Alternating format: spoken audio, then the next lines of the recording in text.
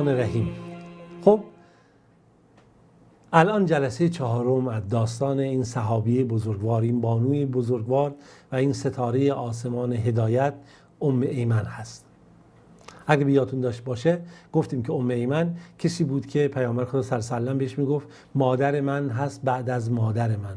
ایشون رو خطاب مادرجان صدا میکرد و ایشون به عنوان کنیزی بود که در خدمت پیامبر بود و بعد از مرگ مادر ایشون رو در آغوش خودش گرفت و حضانت کرد و سرپرستی کرد و پیامبر بعد ایشون رو آزاد کرد در دوران جوانی و ایشون ازدواج کرد با شخصی به نام عبید بن خزرجی. بعد خداوند بهش فرزندی داد به نام ایمن و گفتیم جزو سابقین اولینی بود که ایشون مسلمان شد. حتی پیامبر گفت هر کی میخواد با یک زن بهشتی ازدواج بکنه میتونه با ام ایمن ازدواج کنه که زید بن حارثه که خب سرخوندهش بود به عبارتی در اساس اون قوانین جاهلیت با ایشون ازدواج کرد و مکانت و موقعیت و منزلت ایشون رو نقل کردیم که چگونه در میدانهای جهاد صبر و پایداری میکرد و پیامبر چگونه نسبت به ایشون توجه داشت و حتی مثلا ایشون در همه جنگ ها تا جایی که توان داشت میرفت علیرغم سن بالاش زخمی ها رو مداوا کنه، آب بده به مجاهدان. گفتیم در غزوه احد ایشون تیری زد بهش یکی از مشرکین و اون مشرکین وقتی تیر زد ایشون به زمین افتاد خندید. پیامبر تیری رو پرتاب کرد به طرف سعد بن ابی وقاص، گفت سعد خدای تیر این رو محکم مستدام بکن، بزن انتقام رو بگیر. سعد به طرف اون شخص تیر زد، افتاد طرف طوری افتاد رو زمین که از لباساش پرتاب شد و برهنه شد و پیامبر میگن لبخند زد اینقدر که دندانهاش دیده شد. و این حالاتی بود که از ام ایمن ما در جلسات قبل اشاره کردیم، چگونه همسر خودش زید بن حارثه رو در سریه موته از دست داد و شهید شد، صبر کرد. پسر خودش ایمن رو در غزوه حنین از دست داد و شهید شد، صبر کرد. و از طرفی رابطه ایشون که گفتیم نقل شده که ایشون کنار پیامبر خدا صلی الله علیه و آله بود، ام المؤمنین عایشه نقل میکنه میگه پیامبر داشت چیزی مینوشید، بعد رو به پیامبر میگه خب به منم بده منم از این بنوشم. من گفتم آقا با رسول خدا اینجوری صحبت میکنی؟ بابا من بیشتر از این بهش خدمت کردم. رسول خدا صلی الله علیه و آله میگه نه راست میگه، اون به من خیلی خدمت کرد و پیامبر هم داد اون نوشید. انس بن مالک رضی الله عنه نقل میکنه از مکان موقعیت و مکانت و منزلت ام ایمن نزد پیامبر. میگه ما با پیامبر خدا صلی الله علیه و آله رفتیم به دیدن ام ایمن. پیامبر عادت داشت میرفت از ام ایمن هرگاه گداری سر میزد. بالاخره میگه رفتیم سر میزدیم و پیامبر برای پیامبر یه غذای آورد و نوشیدنی آورد. حالا میگه پیامبر یا روزه بود یا بالاخره اون غذا رو نمیخواست و خب نخواست بخوره. میگه ام ایمن شروع کرد با پیامبر مخاصمه کردن و کشمکش و هی بهش میگه بخور. حتی نقل شده که فاقبلت تضاحک و هی پیامبر اصرار میکرد به اینکه بخوره و خودش هم میخندید. با پیامبر صلی الله علیه و آله هم میخندید و این حالات و این ارتباطی که بین اینها وجود داشت نشون میده از محبت و علاقه که هست. همینجوری نقل شده یکی از نکات جالبی است که ام ایمن هر چی گیرش میکرد به خاطر از خوشش میومد برای اکرام پیامبر خدا صلی الله علیه و آله میفرستاد. میگن یک چیزی رو بود قربال کرد از درخت خرما، حالا من نمیدونم دقیقاً چی بود، غذایی درست کرد برای پیامبر، یک نانی از اون درست کرد بر اساس همون نامه‌هایی که نونایی که مثلا در سرزمین حبشه بود حالا پخته نشده بود یا چه گور بود. بعد گفت یا رسول الله من دوست داشتم اینو برای شما درست کنم. پیامبر صلی الله علیه و آله گفت نه اینو برو برگردون دوباره خمیرش بکن. ببینید این رابطه ها، این محبت ها اینقدر زیباست که وقتی این صحنه ها رو تعریف میکنه انسان لذت میبره از این. یکی از نکات خیلی مهم که نقل کردن میگن که ام ایمن بالاخره حبشی بود و رنگ پوستش سیاه بود و اسامه هم که پسر ایشون بود به پدر نرفته بود. زید بن حارثه سفید پوست بود و اسامه به رنگ پوست مادر رفته بود. و خب منافقان که خب طبیعتشون میدونید که هر فرصتی سعی میکردن تهمت بزنن، جنگ روانی کنن. در مورد ام المؤمنین عایشه دیدید خب چه کردن، چه رفتارهایی داشتن. گاهی میومدن میگفتن این مثلا یا این پسر زید نیست. نکته خیلی جالبی که نقل میشه میگه پیامبر خدا صلی الله علیه و آله گاهی نسبت به همین حرفا انسان دیگه ناراحت میشه و منافقان از این فرصت ها استفاده میکردن. ام المؤمنین عایشه نقل میکنه رضی الله عنهما که هم از پیامبر خدا و هم همه بزرگوارانی که بودن رضی الله عنهم، میگه که پیامبر خدا صلی الله علیه و آله یه روز به نزد من اومد خونه، خیلی خوشحال بود و من آثار خوشحالی رو دیدم. گفت که نگاه کنید فلانی اومده، فلانی از مدلجی یا مثلا که شخصیتی بود که نسب شناس بود، اومد و اسامه رو با زید دید و از روی پاهاشون، میگه سالی که اونا دارن مثلا قدمهاشون، میگه قد بدت اقدامهما، این پاهاشون نشون میده که ان هذا الاقدام بعض من بعض، که اینها پدر و فرزندن مثل همن. یعنی اون بحث مثلا اصطلاحاً نژاد شناسی چیزی که بود، حالا خب اگه رنگ پوست به مادر رفته، این چهره و سایر موارد به پدر رفته، استخوان بندی. و پیامبر خود از این مسئله خیلی خوشحال بود. این نشون میده پیامبر چقدر توجه داشت به این خانواده. خب زید از یک طرف، اسامه از یک طرف، ام ایمن از یک طرف. خب همه این صحنه ها رو داشته باشیم که اصلا متاسفانه ما گاهی برخی زندگی اسلام و تاریخ اسلام رو میخوایم در یک مقطع خیلی کوتاه این رو قرار بدیم بدون اینکه دقت بکنیم چگونه هست. حتی نقل شده که پیامبر خدا صلی الله علیه و سلم عطایا و هدایایی به ام ایمن داده بود و ام ایمن از این هدایا و عطایا استفاده میکرد و یا وقت مش میداد، میگفت مثلا سری جلوه اختلافش، میگفت اون پیامبر میگفت اینو ول کن، بعد میگفت یا رسول الله من نمیدم مثلا این چیزی که به من دادی مگه 10 برابرش من هدیه بدی. و یک روابط خیلی دوستانه و صمیمانه که اصلا ما نمیتونیم به همین راحتی اینها رو تصور بکنیم. نقل شده که پیامبر خدا صلی الله علیه و سلم با یاران شوخی میکرد. نگاه کنید، با یارانش مزاح میکرد، شوخی های واقعی، نه شوخی های حماقت انگیزی که متاسفانه در برخی جوامع بین مردم رواج داره، که سعی میکرد اونها رو دلشون شاد نگه داره.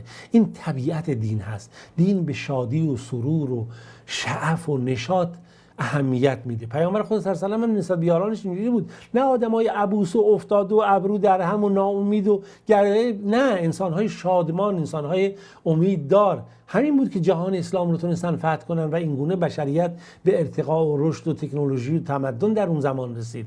این نتیجه همین روحیه ها هست.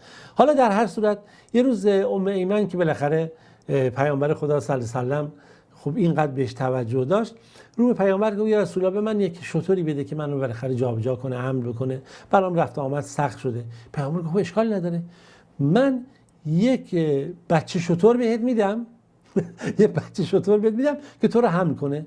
خوب دقت کنی، احملک علی ولد الناقه، تو رو سوار یک بچه شتر میکنم. اون گفت نه، من که نمیتونه، اون توان منو نداره و من که نمیخواستم بچه شتر به من بدی. پیامبر گفت نه، من جز این نیست که تو رو میخوام برای اون سوار بکنم. چرا که پیامبر داشت شوخی میکرد. پیامبر صلی الله علیه و سلم میدونست که، یعنی اینجا میدونی که هر شتری بالاخره بچه یک شتر هست. ببینید نوع مزاح و نوع حرکت ها، شوخی هایی که بر اساس واقعیت و بالاخره محبت و دوستی هست. پیامبر خدا صلی الله علیه و سلم مثلا یکی از مواردی که خیلی براش اهمیت داشت این بود که سعی میکرد خب آموزش هم بده. خب طبیعیه که ام ایمن هم جزو کسانیه که از اولین آموزش دیدگان مکتب پیامبر هست. یه روز پیامبر رو بهش کرد که برای من بالاخره یک خمره چیزی در مسجد بزن، محلی رو قرار بده. میگه من گفتم یا رسول الله من در حالت معذوریتم، حائضم. پیامبر گفت حیض تو که مانع از این نمیشه که دست تو نیست. یعنی نشون میده که در شرایطی که زن لازم باشه در حالی که حیض هست میتونی به مسجد هم بره. یا کنید این فقاهت های دینی و آموزش های دینی رو داشته باشید. احادیثی که نقل شده، مثلا یکی از موارد اینه که ام ایمن به خاطر اینکه حبشی بود زبانش یه مقداری براش سنگین بود، بالاخره زبان فصیح عربی، و گاهی ناچار میشد بخواست حرفی رو بزنه سکوت بکنه یا بالاخره درست نتونه ادا بکنه. یه روز اومد پیامبر میخواست بگه سلام الله علیکم، گفت سلام لا علیکم. پیامبر گذاشت راحت باشه، بعد بهش گفت نه، بگو السلام، اینجوری بهتره، برات بهتره تا دچار مشکل نشی، که تا مثلا به جایی که تو بگی سلام الله علیکم نمیتونی بگی این جمله رو خراب بگی، بگو السلام. پیامبر این گونه آموزش هم به ایشون میداد که هم شخصیتش خراب نشه، هم مورد تمسخر دیگران قرار نگیره. و یکی از نکات ظریف و طرائفی که نقل شده در مورد ایشون که خیلی جالب هست، خب در غزوه حنین هست. در غزوه حنین در حالی که در اون میدان جنگ، در اون صحنه که ما گفتیم که اون خیلی صحنه وحشتناکی، خب در لحظاتی که غافلگیر شدن خیلی میدان رو ترها کردن، تعداد محدودی کنار پیامبر بودن. از جمله گفتیم که ایمن فرزند ام ایمن که اونجا به شهادت رسید و افراد خاص که در اونجا بودن، در یک چنین شرایطی بود که داشت صحبت میشد. بالاخره پیامبر خدا صلی الله علیه و سلم میگفتش که برگردید، بالاخره عقب نشینی نکنید، میدان جنگ هست، من رسول خدا صلی الله علیه و سلم هستم، من محمد ابن عبدالله هستم، من پیامبرم، این دروغ نیست، من پسر عبدالمطلبم. در یک چنین شرایطی که خب اینجوری بود، ام ایمن وقتی شنید نیا کنید در لغت عرب وقتی میگی ثابت قدم باشه میگه ثبت الله اقدامکم. ثبت الله، این سه نقطه زبون میاد بین دو تا دندان قرار میگیره و میگه ثبت الله اقدامکم. این نمیتونست خب این کارو بکنه، با سه دندون میگه ثبت الله اقدامکم. پیامبر خدا در همون حالت رو بهش کرد، گفت نگاه کن، با شروع کرد سر به سر گذاشتن و آموزش دادن. گفت بابا هیچی نگو ام ایمن، تو زبونت کمی گیر داره، اینجوری چیزی نگی بهتر هست. تصویر دیگری از ام ایمن داریم، از ام المؤمنین عایشه، که در زمانی که با ام المؤمنین عایشه تهمت زدن، پیامبر صلی الله علیه و آله خب از ام ایمن هم سوال کرد، گفت نظر در مورد عایشه چیه؟ ای امرأة تعلمین عایشه، در مورد عایشه تو چی میدونی؟ ام ایمن رو پیامبر کرد، گفت که حاشا سمعی و بصری ان اکون علمت ما او ظننت بها الا خیرا.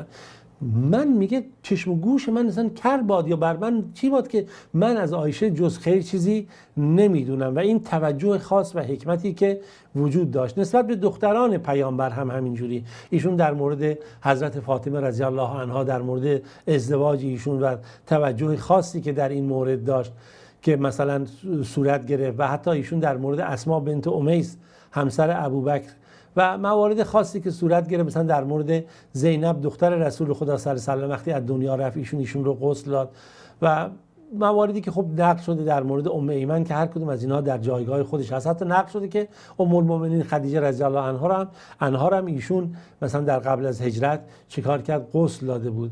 در مورد اینکه بالاخره ایشون هم وقتی که پیامبر خدا صلی الله علیه و آله از دنیا رفت، زمانی بود که پیامبر جیش اسامه رو آماده کرده بود و داشت با این جیش وداع میکرد. گفت یا رسول الله اجازه بدید این جیش بمونه نره برای جنگ، شما حالتون خوب نیست تا چی بشه؟ پیامبر گفت نه، این جیش بعد برای جنگ بره در هر صورت.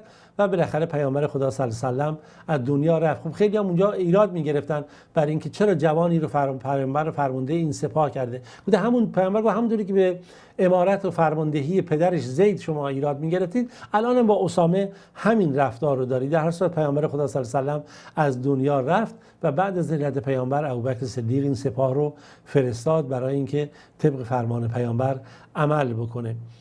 و خب طبیعتاً وقتی که زید هم برگشت و پیروزمندانه از اون جنگ، این برکت خیلی بود که نصیب همه مسلمانان شده بود. نکات خیلی جالبی که وجود داره، صحابه پیامبرم جایگاه ام ایمن رو به خوبی میدونستن و توجه داشتن و نقل شده که بعد از فوت پیامبر ابوبکر و عمر هم میرفتن از ام ایمن سر میزدن و حالشون رو میپرسیدن. یه روز رفتن دیدن که ام ایمن وقتی اینها رو دید سلام کردن به ام ایمن گریه کرد. بعد گفتن چرا تو گریه میکنی؟ گفت گریه من به خاطر این نیست که پیامبر از یه خیری به خیر بهتر رفت، بالاخره از این دنیا به نزد الله رب العالمین رفت. گریه من برای اینی که وحی از آسمان قطع شده. وقتی که این سخن رو ام ایمن گفت، ابوبکر و عمر رضی الله عنهما با ام ایمن همراه شدن و زدن زیر گریه، طوری که صدای گریه اینها بلند شد. و این لحظاتی است که ما نمیتونیم به راحتی از این لحظات و این صحنه‌های زیبای تاریخی بگذریم که واقعا چگونه هست. و در تاریخ هم مواردی خوب نقل شده در مورد فرزندان ایشون که دیگه اینجا جایگاه این نیست که ما بخوایم همه این موارد رو بگیم، وقت ما دیگه رو به پایان هست. همه شما عزیزان و بزرگواران رو به خدای بزرگ میسپارم تا فرصت دیگه و داستان دیگه. در پناه خدای مهربان باشید. خداوند یار و نگهدارتون.